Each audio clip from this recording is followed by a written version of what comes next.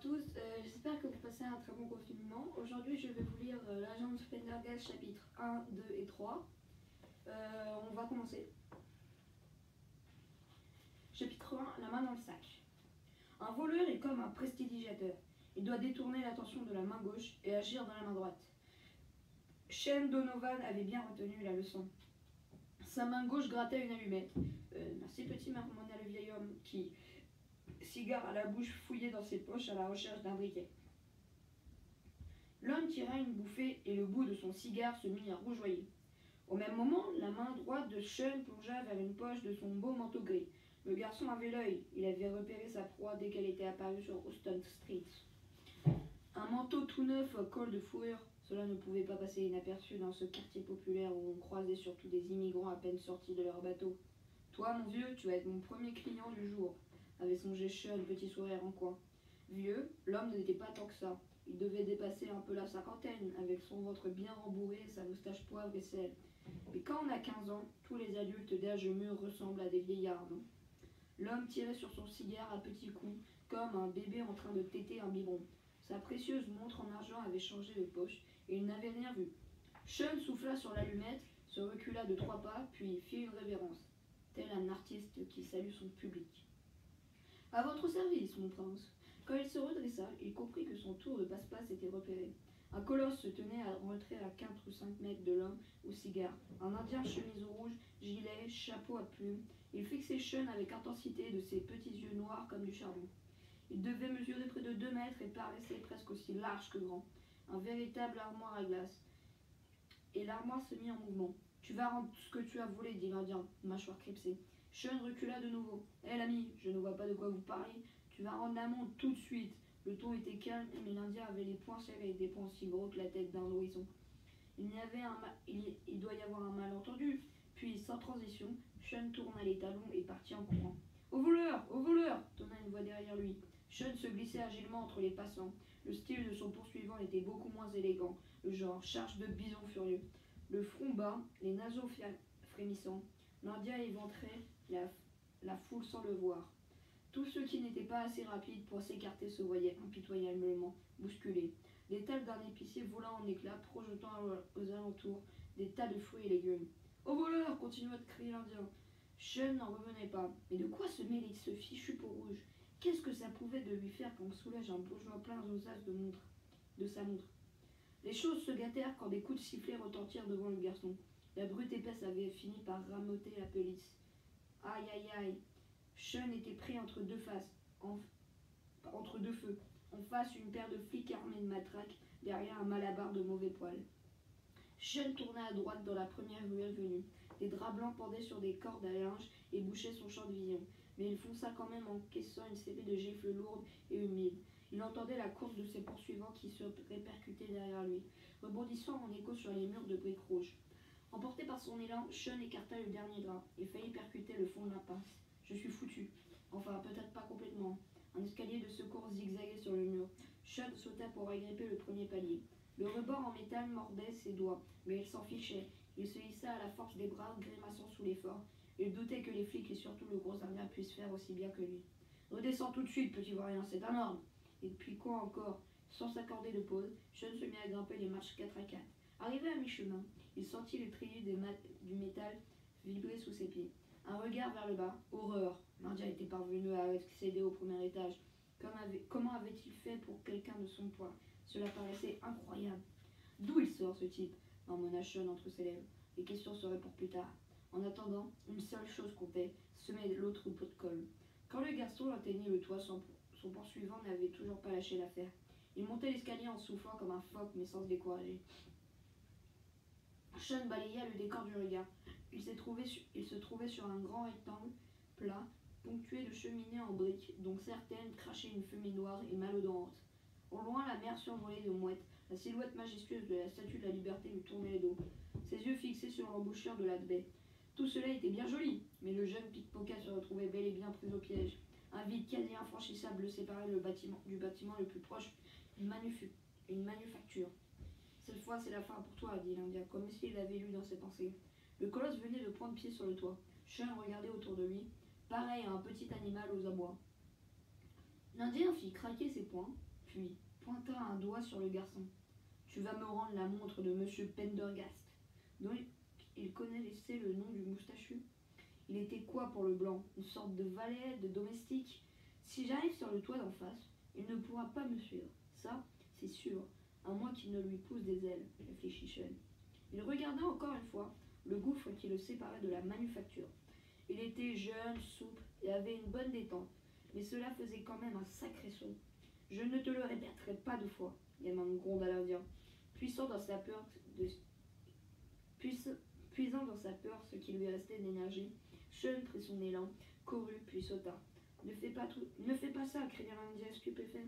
Il y aura un bref moment. Sean eut l'impression de voler. Il battait des bras et des jambes. La ville palpitait sous lui, telle une fourmilière peuplée d'hommes insectes minuscules.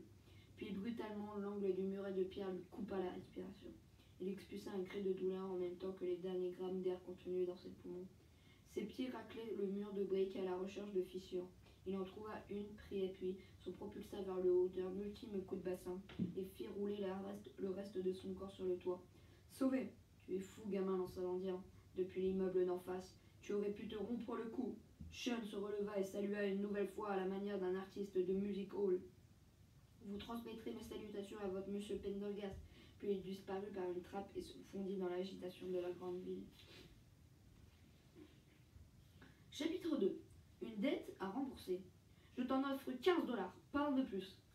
Cette montre vaut au moins le double, peut-être le triple. Si t'es pas content, va voir ailleurs. Von Lückner avait parlé avec un fort accent allemand. Sean récupéra la montre en grommelant. Je suis sûr que je peux en tirer un meilleur prix chez vos concurrents. Le Prussien, comme on le surnommait dans le quartier, tenait une boutique située à la pointe de l'île de Manhattan. Ils rachetaient leurs bijoux aux immigrants qui, désireux de démarrer une nouvelle vie avec une poignée de dollars en poche, étaient prêts à se séparer de certains de leurs biens les plus précieux. Et puis, histoire d'arrondir ses fins de mois, Von Lückner faisait aussi un peu de trafic d'objets volés. Bon, allez, soupira-t-il, montre-la-moi encore une fois ta merveille. Sean lui redonna la montre. L'homme ouvrit le couvercle ouvragé, le referma, puis examina l'ensemble avec un appareil qui ressemblait à une loupe accrochée au bout d'un petit bras articulé. Le silence de la boutique n'était troublé que par le tic-tac de quelques horloges laissées là en réparation ou en gage. 30 secondes plus tard, le Prussien rendit son verdict. Allez, je t'en donne 20 $. 30. Non. Von Lückner ouvrit de nouveau le couvercle en argent. Regarde, il y a quelque chose de gravé à l'intérieur. Sean lut pour Archibald de la part de Greta. Archibald, c'est ça le prénom du moustachu au beau manteau? Et c'était quoi son nom déjà? Ah oui, Pendergast. Il va falloir que je gratte cette inscription pour la faire disparaître. Ça prend du temps. Sean récupéra la montre. Inscription ou pas inscription, tu essayes de m'arnaquer, le Prussien, rétorqua-t-il en imitant l'accent du trafiquant. Et j'aime pas ça. Comme tu veux, conclut Von Lückner avec un haussement d'épaule. Sean sortit de la boutique en faisant carillonner la clochette de la porte avec plus de force que nécessaire. C'était le 3e receleur qu'il consultait aujourd'hui, et chaque fois, ces braves gens lui proposèrent un prix très en dessous de ce qu'il pratiquait normalement. Sean n'était pas né de la dernière pluie. Il connaissait les tarifs. Si j'étais un adulte, ça ne se passerait pas comme ça. Son ventre gargouilla. Il était quelle heure déjà? Il pouffa. Idiot, tu as une montre pour une fois. Il sortit le butin de sa poche, consulta le cadran argenté. 14h10. Pas étonnant qu'il ait aussi faim. Il déboucha dans une grande artère pleine de vendeurs à la sauvette des marchands ambulants. Des odeurs de saucisses grillées, de nourriture épicée lui chatouillaient les narines. Seul problème, il n'avait pas un sou en poche. Il s'approchait discrètement d'un étal garni de brochettes appétissantes, quand une main énorme l'agrippa par le col et le tira en arrière. Et l'homme qui avait attrapé Sean l'entraîna dans une petite rue tapissée de détritus. Des rats fouillaient parmi les déchets. Certains de ces rongeurs étaient aussi gros que des chatons. Dérangés pendant leur festin, ils se dispersèrent en poussant des couinements. « Lâchez-moi, espèce de... » Sean s'arrêta net. Il venait de reconnaître son agresseur. Un costaud au nez cassé avec un bandeau noir sur l'œil qu'il avait perdu durant une bagarre bien des années plus tôt. « Hé, la borgne, en voilà des manières. Je croyais qu'on était copains. » La borgne reposa Sean au sol. Il avait l'air le plus désolé que menaçant. « On est copains, petit, confirma-t-il, mais je dois obéir aux ordres du boss. » Il parlait de Bloody Bill, également surnommé Bill le boucher, le chef de tous les voleurs de la ville, ou presque. Bill avait à son service une véritable armée de pickpockets, composée de gamins de rue pour la plupart des orphelins comme Sean. Bill veut son fric, reprit la borgne. Tu connais la règle, hein? 30 $ par mois pour sa protection. Oui, je connais la règle. Tu as un mois de retard, à ce qu'il paraît. Oui, ça aussi, je sais, merci. Mais je suis sur un gros coup, là. Tu peux dire à Bill que je vais le rembourser. La borgne secoua la tête. Sean, allons, tu sais bien que c'est dangereux de rejouer à ça avec le boss. Pourquoi tu ne l'as pas remboursé plus tôt? Tu aurais pu le mois dernier, hein, mais tu as tout fichu en l'air.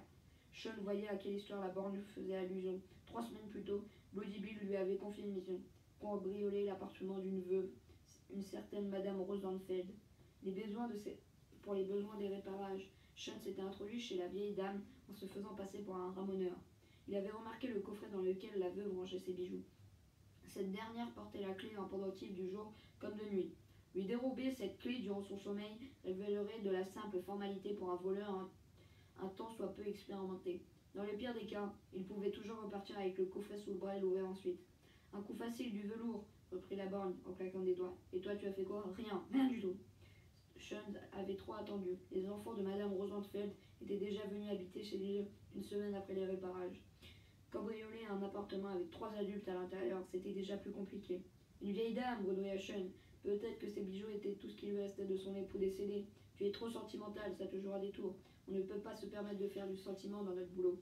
Bill, lui, en tout cas, il n'en fait pas. Je t'ai dit que j'allais lui donner son fric. Il faut juste me laisser un peu de temps. Demande à Bill de patienter encore quelques jours. La patience n'est pas sa qualité principale, tu le sais aussi bien que moi. La borgne donna une tape presque amicale dans le bras du garçon. Puis il sortit de la ruelle avec sa démarche d'ours, se dandinant d'une patte sur l'autre. Sean caressa la montre dans sa poche. Il avait intérêt à en tirer un bon prix. Et vite. Chapitre 3. Une curieuse proposition. Sean poussa la porte du nid de corbeau. Après la clarté aveuglante du soleil de la mi-journée, la taverne paraissait aussi sombre qu'une grotte. Ce n'était pas l'établissement le plus accueillant de la ville, mais Sean savait qu'ici au moins on lui ferait crédit. Et-elle, la serveuse, l'avait à la bonne. Elle disait tout le temps qu'il lui rappelait Tom, son fiston. Tom était mort d'une mauvaise fièvre vers l'âge de 16 ans. Sean s'avança dans la grande salle bondée. Il y avait beaucoup de bruit, des chansons, des marins, des gras. Seuls les buveurs solitaires, accoudés au bar, étaient silencieux. Le garçon évita un îlot de vomi isolé sur un océan de sueur. Puis il s'assit à une table située sur le côté. Juste au-dessus de lui, on pouvait voir un tableau représentant un grand voilier en train de voguer. Une odeur d'oignons grillés emplissait l'air. Le ventre de Sean gargouilla. Un coup d'œil dans la salle. Il repéra tout de suite sa chère Ethel, qui pour l'heure naviguait parmi les vieux loups de mer occupés à chiquer du tabac et à expulser des jets jaunâtres dans les crachoirs disposés ça et là. Et Ethel arborait le visage fatigué des femmes à qui la vie n'a pas fait cadeau. Néanmoins, dès qu'elle aperçut Sean, ses traits s'illuminèrent d'un sourire sincère. Hé, comment tu vas, Fripouille? Bien, bien, et toi, Ethel? La serveuse éclata d'un petit rire sans joie. Comme un début de semaine, tu as faim? Tu veux quoi? On peut encore manger à 7 heures? Ouais, en théorie, non. Le service est midi. Le service de midi est fini. Mais elle lui fait un clin d'œil. Pour toi, je dois arriver à trouver quelque chose en cuisine. Ce serait vraiment très gentil. Et pour l'addition, tu payeras plus tard. Ouais, je sais, t'inquiète. T'inquiète pas, je mets ça sur la note. Ethel, je t'adore. T'es la meilleure. Et tu en profites sacrément, hein. Ethel, c'est bien long ce whisky. Beugla quelqu'un dans la couille. Ça va, j'arrive, bon sang. Maria, la serveuse en retour par la peine de s'énerver. Elle s'éloigna de son plateau sous le bras, maudissant en sourdine tous les piliers du comptoir du monde. Sean soupira puis sortit la montre de sa poche. À qui allait-il la refourguer? Il avait essayé tous les receleurs du secteur. Il pouvait tenter de s'aventurer dans le quartier italien ou le quartier juif, mais il n'aimait pas trop sortir de son territoire habituel. Songeur, il ouvrit le couvercle et regarda l'inscription vers l'intérieur. Pour Archibald, de la part de Greta. Ceci m'appartient, je crois. Sean sursauta.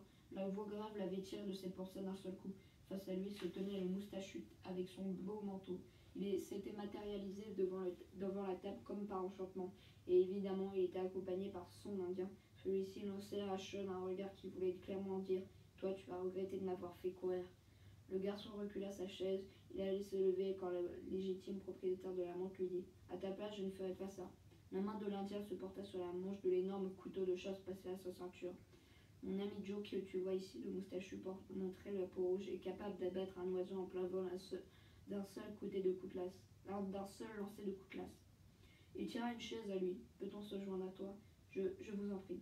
Les deux adultes s'assirent en face du voleur. L'homme au beau manteau était souriant, mais on sentait une menace sourde derrière ce sourire. Il ressemblait à un vieux matou encore vif à la détente. Je me présente, Archibald Pendergast. Et toi? Sean Donovan. Enchanté, Sean, c'est un réel plaisir.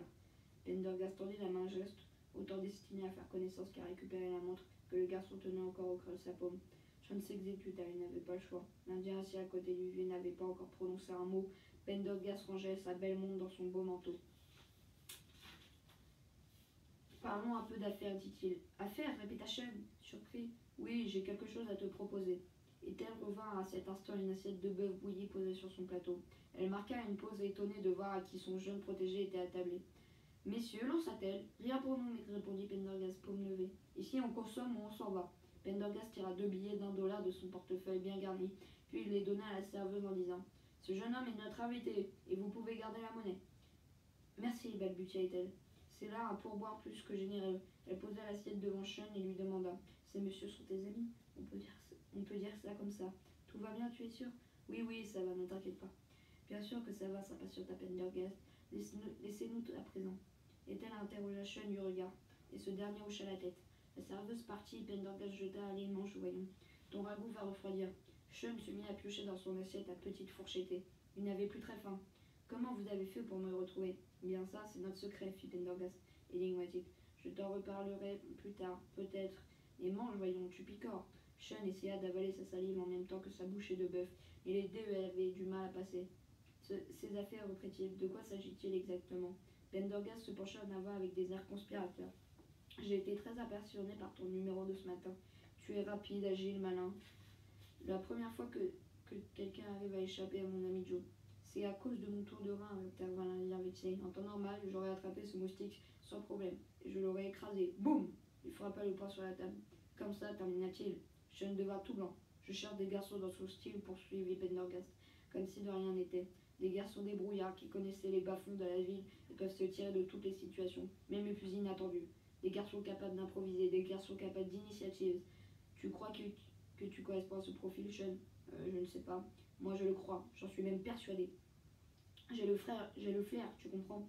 Il se tapota le nez avec un grand sourire qui se voulait rassurant. Qu'est-ce que vous attendez, moi, le questionna le voleur. Tout d'abord que tu finisses ton repas. Ensuite, tu vas nous suivre jusqu'à Ellis Island. Et une fois là-bas, je te montrerai quelque chose d'assez... Comment dire ? Il se tourna vers son compère. Comment on pourrait dire ça, Joey ? Quelque chose de pas banal, répondit l'Indien. Oui, quelque chose de pas banal. Ça me plaît bien. Alors, qu'en dis-tu, petit ? Ellis Island, c'est l'endroit où tous les gens venus d'Europe, ou d'ailleurs, étaient triés, interrogés et examinés par les services de l'immigration. Sean déglutit. J'ai le choix. Bien sûr, s'exclama Pendergast en écartant les mains. Le choix entre Ellis Island et le poste de police la plus proche. J'ai toujours rêvé d'aller voir la statue de la liberté de plus près, pensa le garçon en repoussant son assiette à moitié vide. Donc voilà, j'ai fini de lire les 3 premiers chapitres. Je vous souhaite une bonne semaine en distanciel et de bonnes vacances.